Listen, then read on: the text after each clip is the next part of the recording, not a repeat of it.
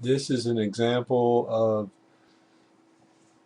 using the log mean temperature difference method to find the required length of a simple double pipe heat exchanger. This solution is going to make use of the tools developed at the Excel and ME website to find some properties.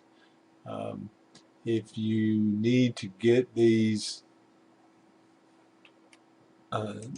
tools or add-ins, you can visit the Excel and ME website, which you can find at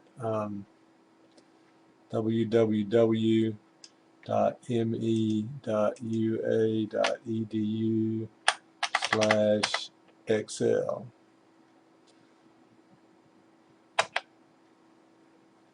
And the particular add-ins that might be useful can be found under heat transfer or thermal systems. Under the thermal systems web page, there's a single Windows installer file that will install the add-ins that you need for heat transfer and for the air and water properties in English units. You can find them at this site. You need a 64-bit operating system for Windows, and then this installer will run and put the files that you need in on your computer. But back to this example, the main focus of this discussion today is to find the length required for this simple double pipe heat exchanger. Hot water entering in the annular section of a double pipe heat exchanger with a velocity of 5 feet per second. Cold water entering at 80 degrees Fahrenheit flows at 3 feet per second in the outer section, the annular section of the heat exchanger. So I may have misspoken, but the hot water is flowing on the inner pipe, and the cold water is flowing on the outer section. So the diameters are given, and the wall thickness is given. The overall heat transfer coefficient times area per unit length is also given. So if we want to cool the hot water to 150 degrees Fahrenheit, how long does this heat exchanger need to be? So remember, this is counterflow, and we need to find the length of the heat exchanger. Okay, well, first let's go ahead and capture some of the given information. T hot in 180 degrees Fahrenheit. T hot out is given there at the end of the problem. It says it should be 150 degrees Fahrenheit. The cold water temperature in is 80 degrees Fahrenheit. And then we have some velocity information.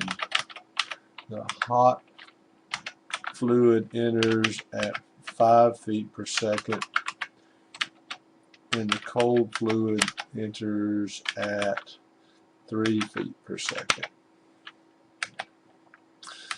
So yeah, the first thing we're going to need, to get very far with the log mean temperature difference method, is we need to know all of the temperatures.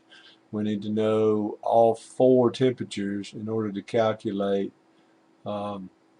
the log mean temperature difference for the exchanger.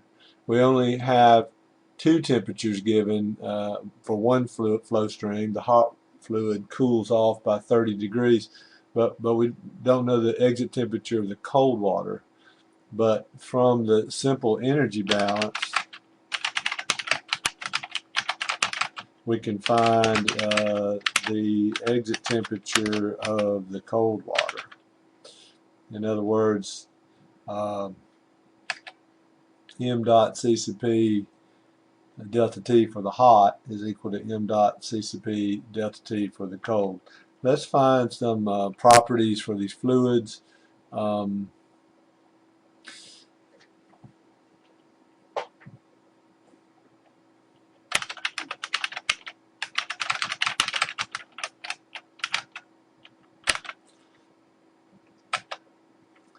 So, for example, we're going to need to know the density and the specific heat for the hot fluid. Since we know we're going to use these add-ins, so we can find the density of water in English units. But what I'm going to say is, since we know the temperature change of the water, it's probably best to use the average temperature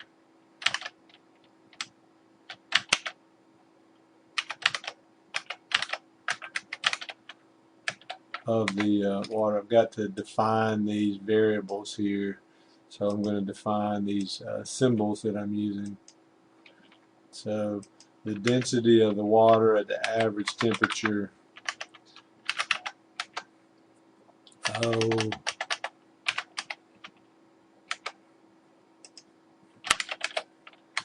is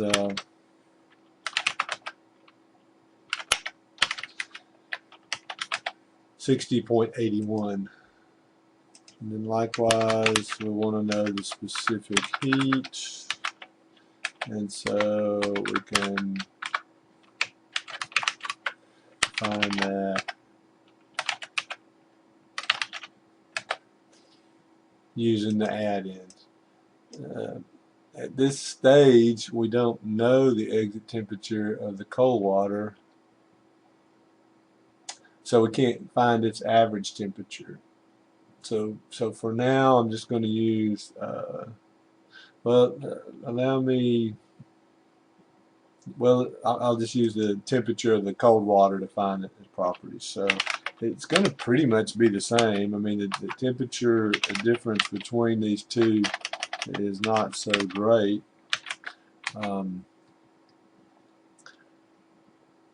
So yeah, I'll just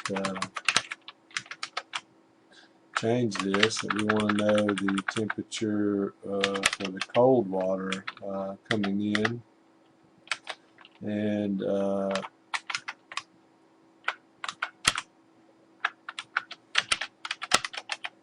as I said, if we know the exit temperature of the water, cold water, it's going to be better to use that at the average temperature. But that's what we have, so let's use that for now. Okay, so we've got those properties. We're going to define the density. Well, we need to know the mass flow rate. So let's find the mass flow rate for each stream. So it's going to be the velocity times the area. I didn't put this in here yet.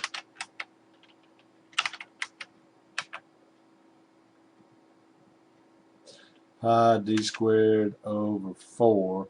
That's going to, and then times the density. I actually need to, I'm not sure where he's pulling that diameter. We need to get that in here. So let's do that. The inside diameter where the hot water is flowing was given as 1.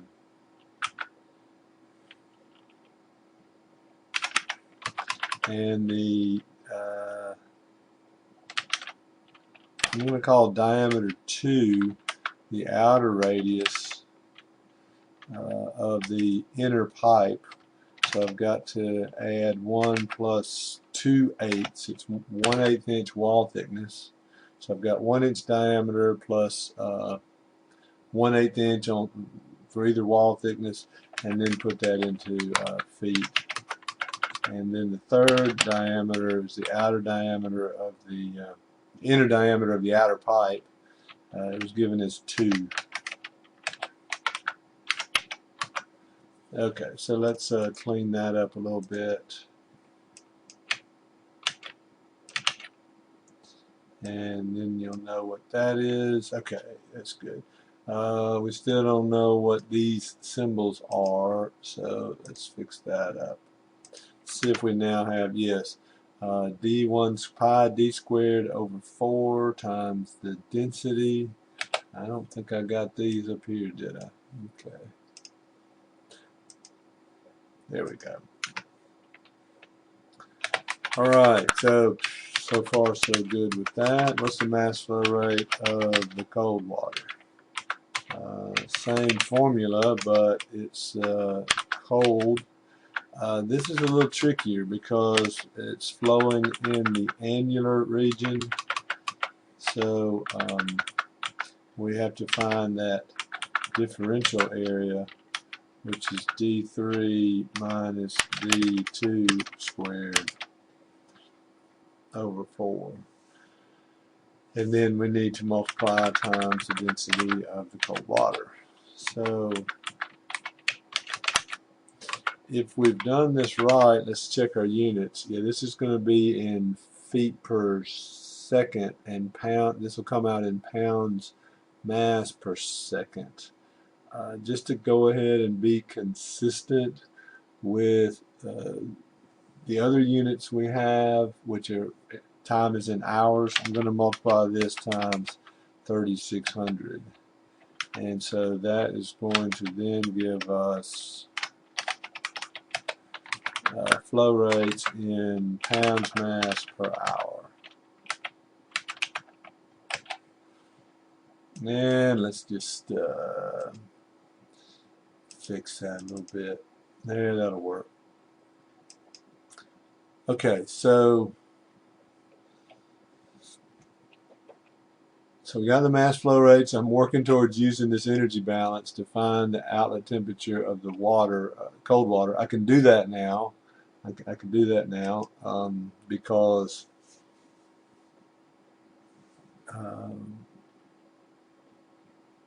well, I can. Let me just go ahead and calculate. We talked about this capital H as being the mass flow rate times the specific heat. And we can calculate that for both streams.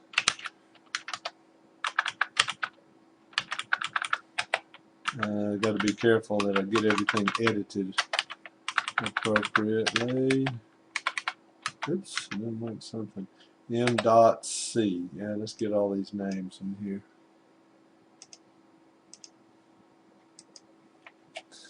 Okay, so again, let's copy this down here. There we go. So what kind of unit does this have? Well, pounds per hour multiplied times BTU per pound per degree Fahrenheit. We're going to come up with BTU per hour per degree Fahrenheit.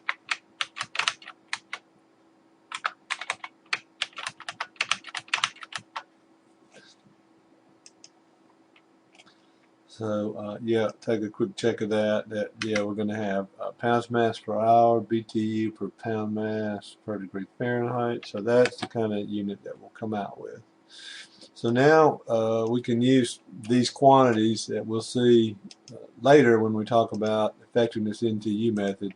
These quantities become a little more central, but we can find the temperature of the cold water out as the m dot C sub P for the hot stream times the temperature change of the hot stream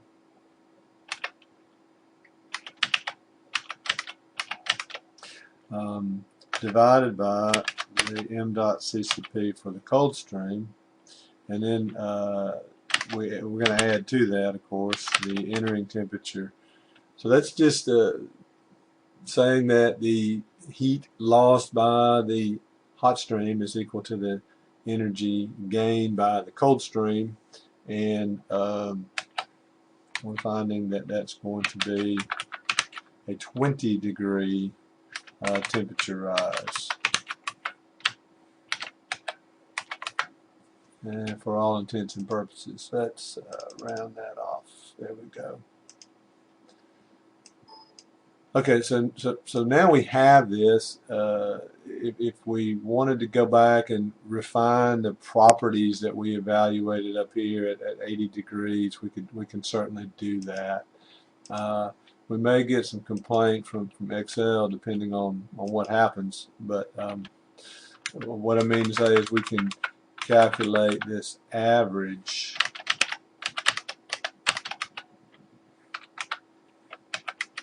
But if we do this, yeah, it's going to complain about a circular reference. What does that mean? Well, this cell depends on a TC out, and this cell, TC out, depends on the density here that we're trying to calculate. So this gives a nice little error, and looks like we can't proceed. But it is possible to instruct Excel to iterate or to accept these circular references. And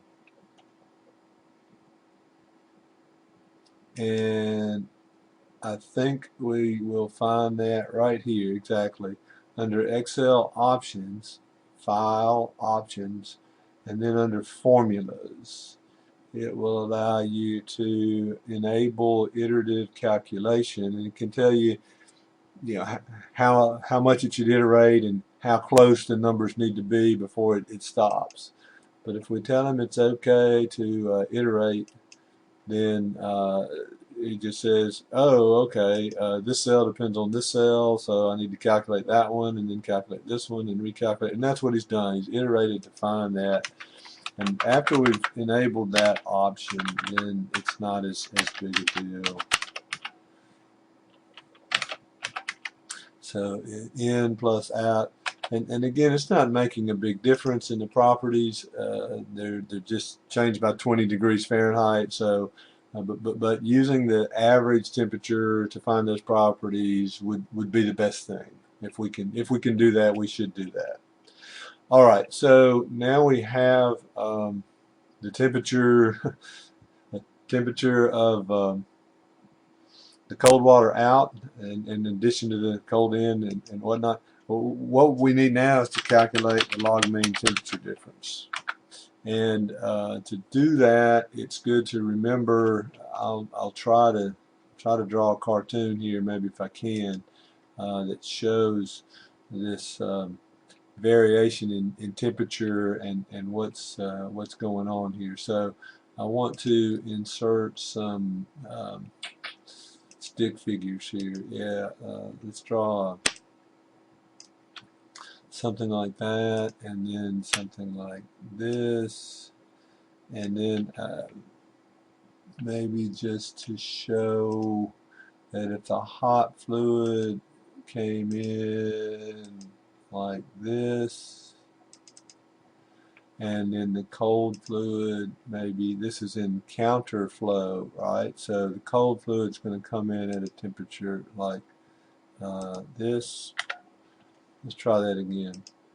Come in at a temperature. Which one do I want? I want this one. It's going to come in.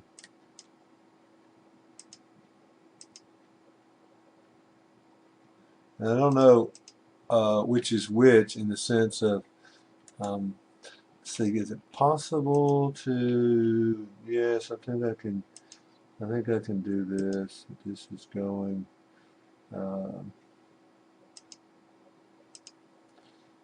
Well, yeah, that's not what I want. Let's change this end arrow type.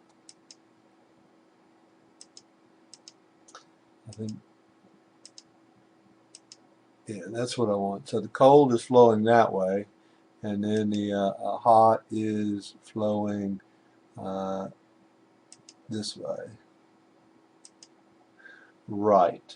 And maybe we could, I don't want to get too fancy on us, but if we change this to a brighter color, then maybe we remember that. But So what is this? It's the temperature as a function of the distance along the pipe, that the cold fluid is going to get warmer and the hot fluid is going to get cooler. And well, maybe those are too close together if this one is 100 and the other one is 150 or 180. But the reason I'm drawing this cartoon is to help us write this log mean temperature difference, because we're always going to express it as the temperature difference at one end of the exchanger minus the temperature difference at the other end of the exchanger divided by the logarithm of the same two temperature differences taken in a ratio in the same order. So what I'm trying to say is that this will be equal to the temperature difference at the left end, according to my sketch. So that'll be T hot in minus T cold out. And then I'm going to subtract off the temperature difference at the right end, which is T hot out minus T cold in. And that's not all of it, but that's part of it. I'm going to try to make it a little simpler by doing some copy and paste. And now I'm going to divide by the logarithm of not the difference of these two, but the ratio of these two, taken in the same order. It doesn't matter which end of the exchanger I do first or second, as long as I take these in the same order. Let me try to, well, move some stuff around here. Let's see. Select objects. Oh, I think I'll do. Kind of went overboard on that, but let's see if I can now move these objects. There we go. I'm just going to put it underneath here so that I can put this long formula out to the side. There we go. And maybe, yeah, if I take that away, you might can read the whole thing. And this does come out with units of temperature and a lot more decimal places than we need. So that's our log mean temperature difference. Perfect. Well, now it's simple to calculate from our heat exchanger theory that the heat transfer is equal to UA delta T log mean. So how are we going to do that? I'm going to try to do this.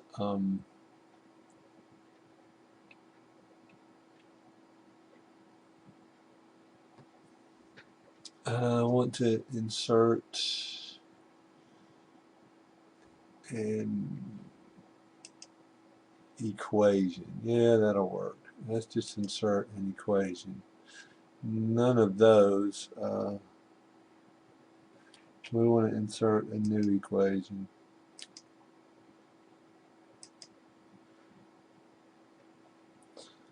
So, all right, why not? Area of a circle.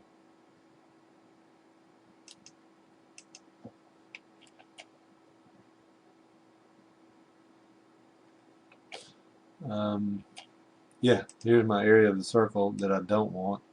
But what I want to write here instead is that Q, the heat transfer, is equal to UA. Let's write it this way. UA over L times L times LMTD.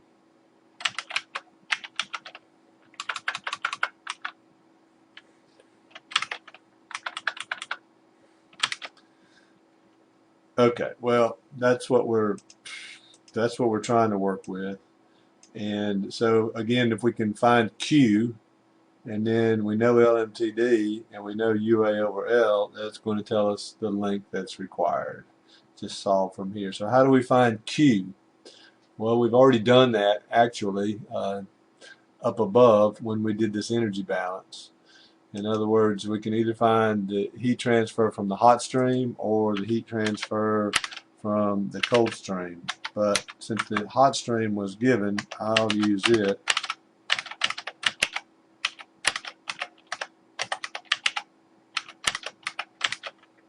And this will give us the required heat transfer, BTU per hour. And again, I'm going to show the formula. And that's a lot more decimal places than we need for that number. Okay, so yeah, that's the heat transfer that's required. So what's the length that's required?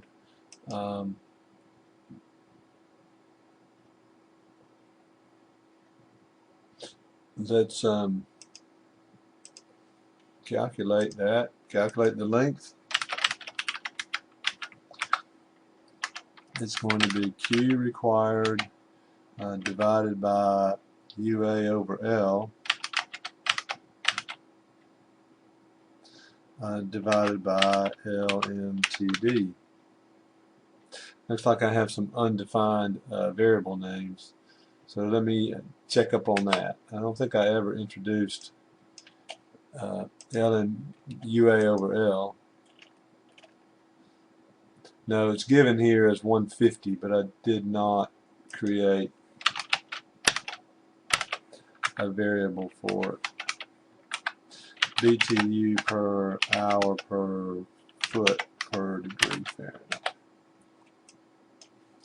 So this should give us the answer.